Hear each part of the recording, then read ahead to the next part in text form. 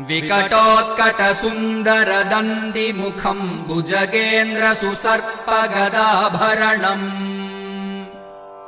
गजनीलगजेन्द्रगणाधिपतिम् प्रणतोऽस्मि विनायक हस्तिमुखम् सुरसुरगणपतिसुन्दरकेशम् ऋषि गणपतियज्ञसमानम्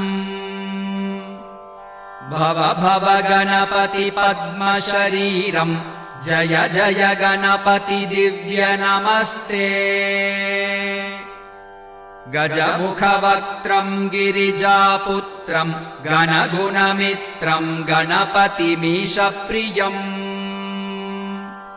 करधृतपरशुम् कङ्कणपाणिम् कबलितपद्मरुचिम्